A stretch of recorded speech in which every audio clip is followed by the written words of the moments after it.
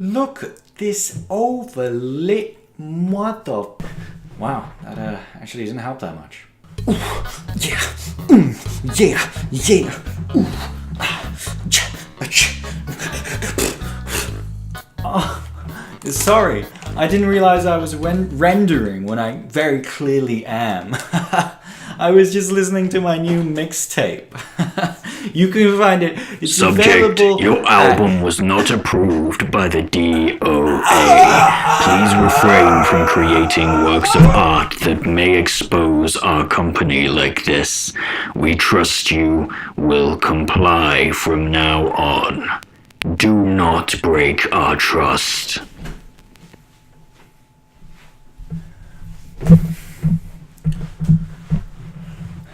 Welcome back once again, or probably for the first time, to the GRYITH Show. And I still haven't fixed my audio, because it's not me that's in charge of that kind of thing. I'm filming this a little earlier in the week than I normally do. That'll come back in a moment. Mostly when I get into the news. In this segment, we look at what's happened in the week that I think I would have something to talk about. I mentioned the thing earlier because there may be things that happen later on in the week. I'm rendering this out on Wednesday.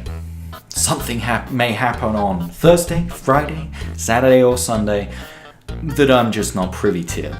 Let's jump straight into it then. Our first bit of news. Disney is fully and completely pretty much shutting down Club Penguin as an IP. Why? Because Club Penguin Islands isn't giving them all of the money in the world. Of course, what other reason? Also, Quackity rated it, and people seem to think that's the reason, and that wasn't just the cherry on the cake that made them want to finally pull the plug on this dying corpse of a penguin. In any case, it's sad because obviously this was it was a part of many people I know's childhood, including myself.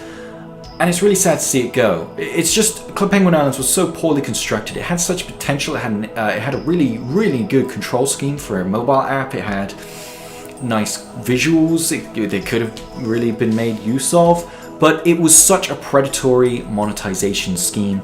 Literally, money was baked into this thing. You couldn't even put on clothes without paying for a membership. And it was just such an unintelligent way of getting people to pay for a membership. It's just the laziest possible membership trying to get scheme. Look at, just first thing that comes to my mind, Elder Scrolls Online. It has an optional membership. Except it actually is optional in Elder Scrolls Online. But anyway, but the idea with that is that there's the enough gameplay there for players to then maybe say, okay, I'm going to spend enough time in this game to justify getting the membership and getting all the extra stuff. So I'll get it. Club Penguin Islands, the fact that it pretty much forces you to get it from the get-go. When you first open the app, it's like, you'll do better with a membership. You should probably get a membership. That tells me that they don't trust the product enough to be able to sell itself. But it's gone now, so it doesn't even matter. And it was so sad. This is so sad. Because Club Penguin back in the day, it wasn't so predatory. I got the memberships because I wanted to get the memberships. It didn't feel predatory. Towards the end of the original Club Penguin's life, it had become predatory. In special events, you could only access the actual special event parts of the special events if you had a membership, which is ludicrous, if you ask me. But anyway, Club Penguin's dying, and we're never probably going to see it again unless it gets revived by Disney in a decade or so for a nostalgic cash grab. If that's still a thing in a decade or so. Guess we'll have to see. Moving on to our next item. Big one here, leaked Harry Potter game. This was yesterday this happened, I think. Tuesday, maybe Monday night. It's crazy. I will show the footage somewhere on screen, probably over here, probably over here. Who knows? Not me. Not me. I'm not rendering this. My neural network is up here. In any case, there were rumors that this was being developed by Rocksteady, but that's not likely. It's Warner Brothers the other year, a couple of years ago, last year, whatever. They brought out. They created portkey games to make all the Harry Potter games. They were working on, they are still, I imagine, working on the Pokemon Go clone, Harry Potter Wizards Unite, which I hope is more Walking Dead Our World, less Jurassic World Pokemon Go clone. It has a bit more uniqueness to it, because I think just, location-based games have some real potential. No one else seems to remember Paranormal Activity Sanctuary. I loved that game when it was a thing, but no one played it because it was too early. It's too close to the advent of the iPod, the iPhone. Anyway, this new game, the footage looks incredible, and the footage, when I first heard about it, I thought that's obviously a fake leak. An open world. It's gonna, allegedly open world. The story is you are found by some wizards, and it is discovered that you have some latent magical energy that lets you find some different, crazy, ancient magic. It's going to be totally separate from the books and films. You're going to have to find all these fantastic beasts. You get invited to start late at Hogwarts as a 5th year. In the leaked footage, they show clips of the various halls in Hogwarts, so that'd be great to explore that. Maybe give them Ministry of Magic. I always loved the way the Ministry of Magic looked in the films. I think when I first heard it, I thought, that's fake. There's no way. There's no way. Portkey Games aren't going to do that this soon. I saw the footage. There is no way that someone will put in the effort. If someone was going to put in the effort to make footage that convincing, why would they not just make the game themselves?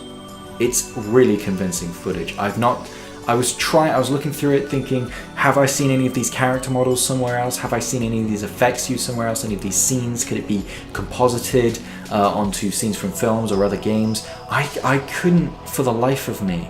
It looks pretty legit, and if it isn't legit, I want to know who made that, because you should make a film.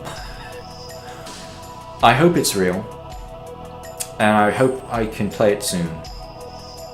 Moving on to our next item.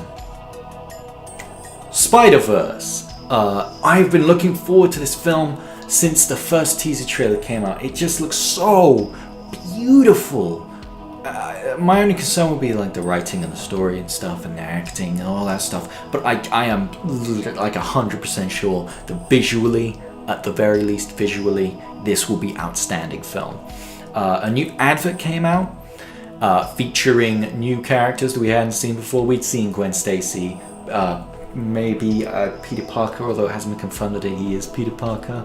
And I'll get into that in a second. Gwen Stacy, Spider-Man, Miles Morales, that's his name, Miles Morales, and new characters, Spider-Man Noir, voice acted by Nicolas Cage, fresh off the heels of voice acting Superman in Teen Titans Go. Perry Parker, Pippi Parker, SPDR, the one from Spider-Geddon, the Evangelion one. She's in it in like an anime style, and there's Spider-Ham in it. He's much shorter. He's much more like traditional, well, not traditional, like old-timey cartoony style, like a Bugs Bunny kind of thing. Even the voice, it just looks better and better the more I see of this film. And I also went to see Venom, although I don't know how I went to see it because there's no way out of here. I don't know this place. There isn't even a back wall.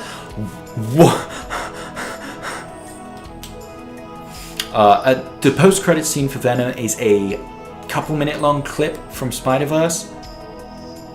I really wanted to see that clip because I was thinking, are the adverts just taking the most beautiful parts of the movie and showing us them? That clip, there was only one shot I didn't like, and that was Miles Morales jumping off a car, and it looked a little weird from a perspective. The perspective was a little weird. That was the only bit I hated. The rest of it was just stunning, just beautiful. The voice acting was great. It also showed that Peter Parker in Miles' universe is dead, meaning, I mean, obviously the adverts have shown that the guy who comes and visits Morales is from a different universe, so it may just be a different Peter Parker. I don't know. I do not know. I'm really looking forward to that film. It comes out this December. I will see it. I will resurrect myself in order to see it. Minor news. Toys R Us is no longer bankrupt, I guess. It's coming back. That's it. That's that whole story. Does anyone actually care that much about Toys R Us? It's just a toy store. Moving on to our next and final item. A Dance Dance Revolution movie has been announced to be existing ever since the Lego movie came out and was great. All these things keep happening. The Flamin' Hot movie was going to be a thing. Then the Emoji movie happened. And they don't seem to realize. Obviously, because these studio executives are so detached from reality, they don't understand that the reason the Lego movie was successful is because it was a genuinely well-written and well-made movie. Not that it just had things that I recognize. You can't just say, okay, it's going to be a movie based off emojis. Kids love emojis. My daughter uses them all the time. That's how I imagine movie executives to sound. Studio executive, love. They're just so detached from reality. They don't understand that the people, viewers aren't just these drones. They don't see people as individuals. They see them as a crowd. They see them as the crowds of people that go into the cinemas, the crowds of people that buy the movies on DVD and Blu-ray and VHS and floppy disk. All right, and it really annoys me because what are you going to do with a Dance Dance Revolution movie? We have the rights to DDR. Let's make a movie of it. People will watch that because it's a DDR movie. You're probably right, but what are you going to do with it? We saw what happened with Pixels, I guess. What's it going to be about? Let me think what you could do with a DDR movie right now, off the top of my head.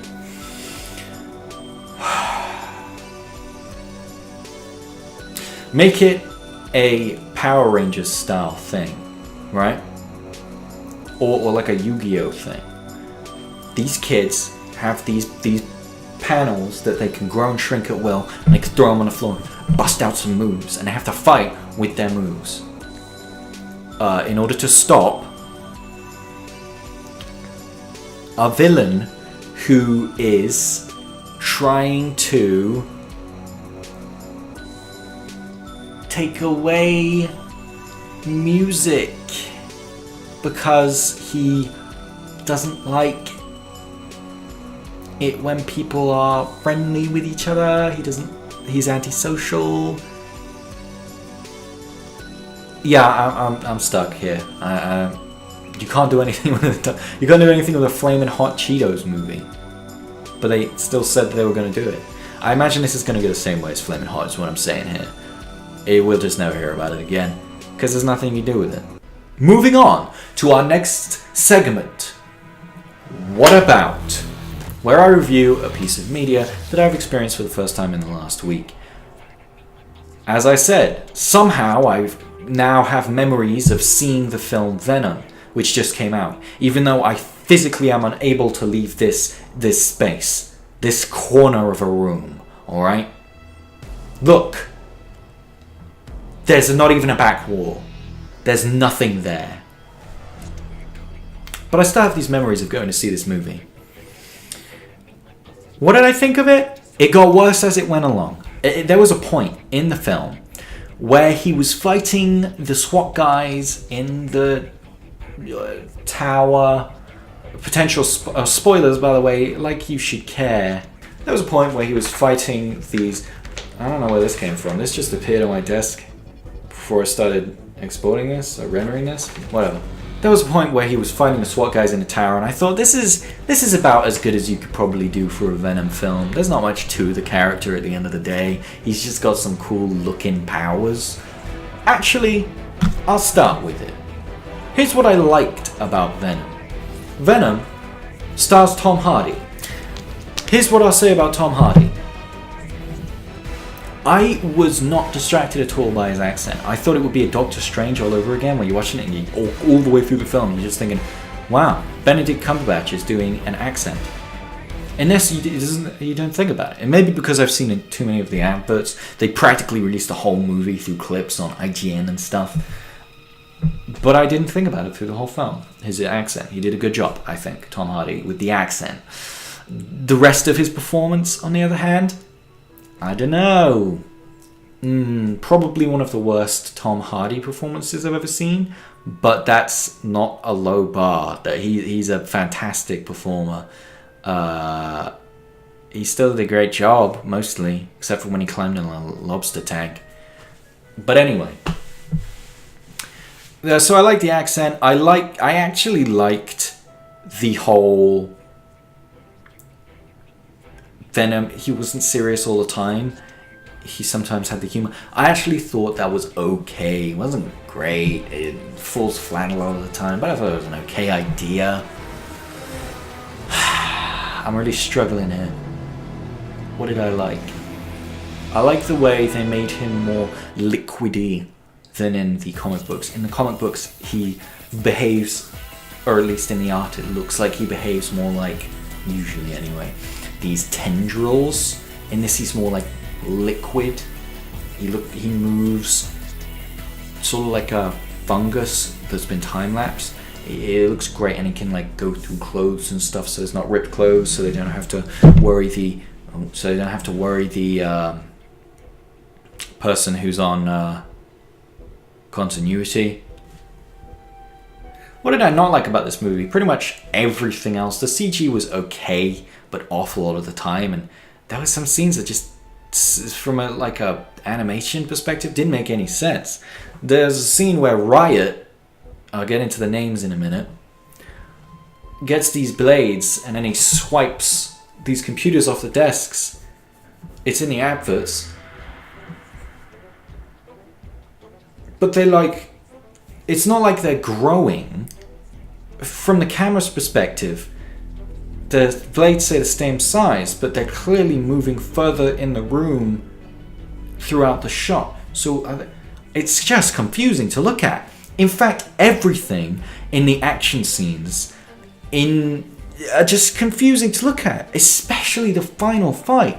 I had no idea what was going on half the time. There are bits where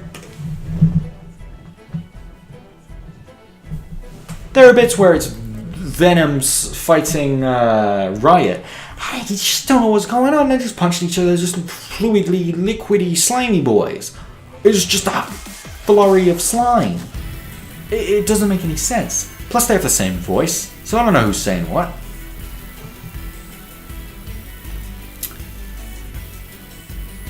The voice. People complained when the adverts came out that the voice was hard to understand. I never had that problem. And I don't know if they changed it for the film, but I never had that problem of not being able to understand Venom. I thought it was pretty good. I thought Venom and Eddie Brock were actually reasonably compelling characters, but I hated the love interest. Awful. Like, bad on the level of Mary Jane from the Sam Raimi movies, Spider-Man movies. Just terrible. Speaking of Spider-Man, this film needed Spider-Man. It goes so hard trying to come up with an origin story that makes sense without Spider-Man, but it fails on every level. Why does the suit look like that specifically? Why does it have the big eyes and the why is he called Venom? Why is Riot called Riot? He just, at one point, and I figured there would be like a reason, maybe one of the scientists would be like, it's like a poison, like some kind of venom. And then he'd be like, ooh, I like that idea. And then it would like take that on as his name. But no, he's just talking to Tom Hardy. And Tom Hardy's like, oh, who are you? Because he talks like that all the way through the film. He's meant to be drunk, but there's a point when you're drunk and you've had enough adrenaline go through your body that the adrenaline overrides the alcohol. Never happens to Eddie Brock in this movie. And anyway, he's talking to Tom Hardy. Sorry, Eddie Brock. And Eddie Brock's like, who are you? And Venom's coming out of his back like this. And he's like, I'm Venom. And, okay, why? Why are you Venom? Is there a word in your language? Do you have a language? You just speak in English. I assume you know English because you're in Eddie Brock's head, whatever. That you shouldn't actually need to explain that. That's fine, and they didn't. That's fine. But why are you called Venom? Why is Riot called Riot? Doesn't. Speaking of things that don't make sense, the story, it barely had one. So, not Elon Musk sends rocket ships up to space to go and scout out planets to populate when overpopulation gets too much of a problem, I guess. But on the way back, they find a comet that has a bunch of symbiotes on it. They take some of the symbiotes somehow without dying.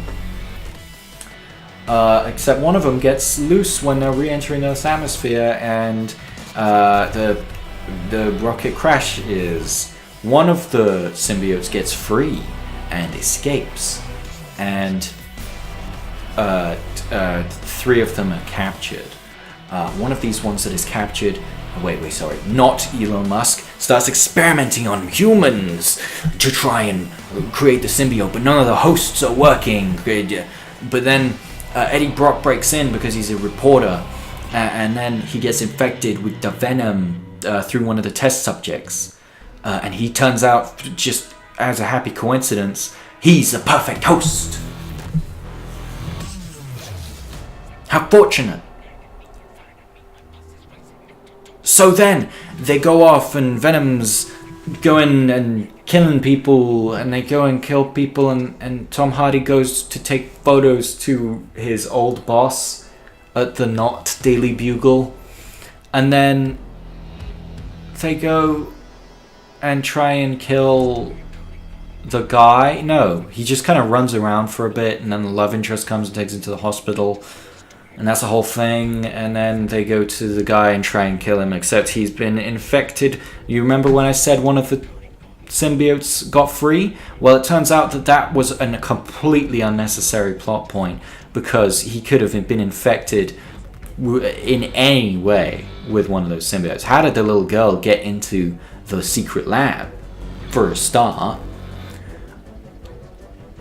He could have just gone crazy and thought, I might be the perfect host, and then taken one onto himself. That would have made more sense, even though nothing about any of these characters makes sense except slightly Eddie Brock.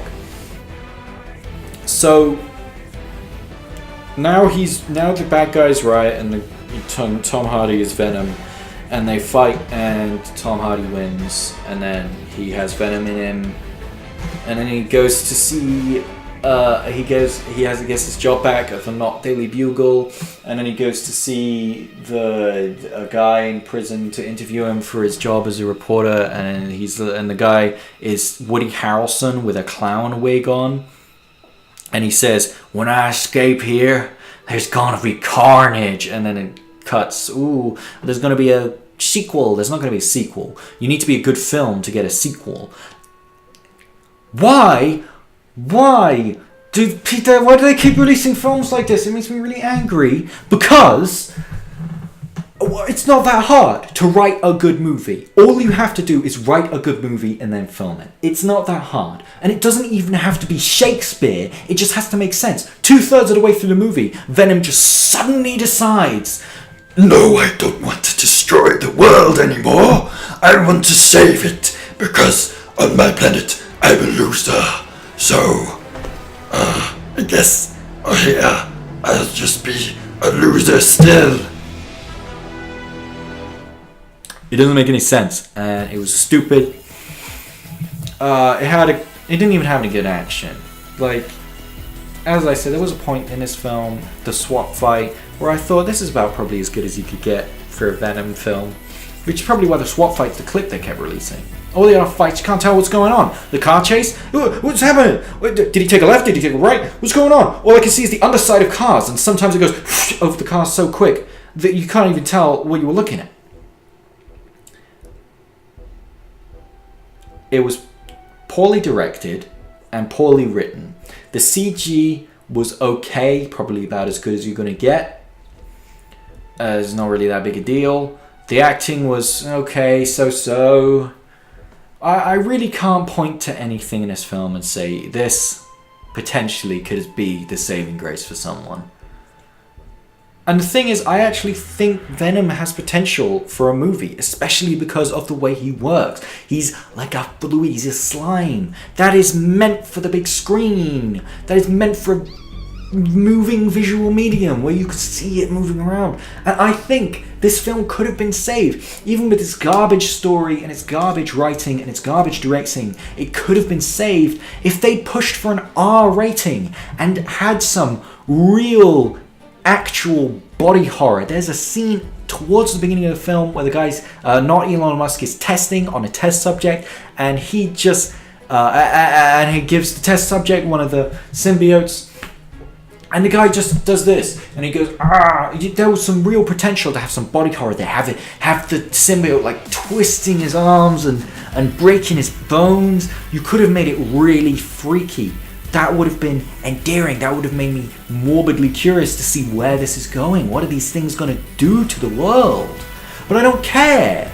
And it doesn't make any sense. I'm going to give Venom a solid red. It wasn't a very good film, and I had higher hopes. The only reason you should go and see this film is for the post-credit scene, which is a clip from a completely different film coming out this Christmas called Into the Spider-Verse. That clip from Into the Spider-Verse is better than the entire of Venom as a movie. So that's Venom. Watch the first half and then stop, because it's not worth it. Solid red. Sorry, I just watched it, right? It's fresh in my memory. And it just, I don't know what I expected. Did I expect anything? I don't think I had any expectations. And it still managed to disappoint me to a level where I'm getting upset at a camera and nothing. Moving on to our next segment. The satellite hoax. People who don't believe satellites are real. So, yes, this is a thing. Mostly people who believe that space isn't real. Maybe believe the Earth is flat. I may have talked about flat Earthers once or twice. People who believe in those sorts of things tend to also believe that satellites aren't real. Except the funny thing is, they kinda do though. There are two types of people who don't believe satellites are real. People who believe that GPS and things like that are done through towers. There aren't towers everywhere. There's no tower in where I last was seen. What happened to the other two guys that were with me? The other kind of people are people who believe that satellites are real, but they're not in space. They're attached to balloons, and these balloons somehow stay up and just float around the Earth. Just floating around. Balloons. It's what UFOs are. They're weather balloons. This is a very interesting conspiracy for me, because to me it seems kind of pointless. Like, you got your flat earthers. They believe that the government is hiding something. They're trying to hide the proof of a creator, of a god. That's, what most flat earthers believe. And then you got these guys who are like, satellites are a hoax. It's not that we don't believe satellites are real, we just don't believe they're as high as we think. They're just a little bit lower. Why, you may ask? Usually for the same reasons, to hide a creator, because the Earth is flat, blah blah blah. But some of these people aren't flat earthers. I saw a song the other day that had actually a really well edited video. It was a good video, I enjoyed the video. And it was a well-made song as well. Honestly, it was just well-made in general. But the beliefs aren't well-founded. It just doesn't... This one baffles me, probably more than anything. Because you'll find that people who believe one of these conspiracy theories believe all of them. They'll call themselves free thinkers. People don't have their eyes open, but they're just, like everyone else, believing what they're told. They're just not believing what they're told by the government. They're believing what they're told by a YouTuber or a crazy Uncle Fred, vaccines cause autism. I don't know. You're being hypnotized through your TV to not believe in the flat Earth. All sorts. It boggles the mind, really, my mind. Now for our final segment, Cryptid of the Week. And this is a special one, because I'm going to tell you straight up, this isn't a real cryptid. This is something that I've noticed. If you've been going on Facebook or Twitter sometimes even YouTube, you'll see adverts for this app, Hustle Castle. It's freaky. The adverts freak me out. They freak me out. They scare me. It's a mimetic hazard, alright? Call the Foundation, alright? Get him on the horn. I even wrote a little script about it. Cryptid of the Week, Hustle Castle Fantasy Kingdom. This is an evil conglomerate spirit that infects the social media feeds and ad spaces of unsuspecting people and causes them to suffer a lethal confusion. A confusion so deep and malignant that it can cause complete and total brain death immediately. When playing a cheaply made app with 10 ads a second, or when scrolling through social media, beware this dangerous creature, as it may be the last thing you ever see. I'm not here to promote the app. I've never even played it. It genuinely confuses me. There are ads for it that imply sex is happening, and it's poorly animated, and it looks like one of those creepy animations you'll find on YouTube Kids or off-brand Disney Flash Games sites. Other ones ask if the father of someone's child who is pregnant, even though they seem to already have a very young child, is the husband or a demon. And the implications of that are tremendous, especially considering the child already looks like a humanoid frog. So, is this guy being cucked by a demon lord? Please, Hustle Castle, please contact me on Twitter and help me understand why you're doing this to me. Maybe Hustle Castle doesn't even exist. Maybe it's all in my mind. Maybe I don't even get ads on Facebook. Maybe I've got ad block and I forgot. Maybe, who knows? You know, maybe none of the social media I see is real. Maybe it's just the programmers up showing me what they think I'm something to do with my time. Because I've spent all my time right here. My life is over and I'm never going to see the sun. Everything about me. So I don't even know what I'm talking about. It looks very confusing. That's all for our show this week. Please leave a like and leave a comment asking, WTF, what are you ranting on about? I think you're genuinely crazy. You should probably seek some help. Or tell me what I could do to improve the show. Maybe I should improve my sound quality because there's just a void back there. It echoes. Anyway. Subscribe, please. It really helps me out. Genuinely, I would love it if you subscribed. And if you're feeling especially generous, go to my Twitter and follow me. Go to my Twitch, follow me there. I stream once a week, twice a week, depends what I'm doing. And if you are feeling like what you've seen is just so good, just that good, go to my Patreon and donate. There's a link. Not in the description, it's probably on my Twitter. Check it out. But for now, I'll see you next week, where hopefully I'll have seen a better movie than Venom.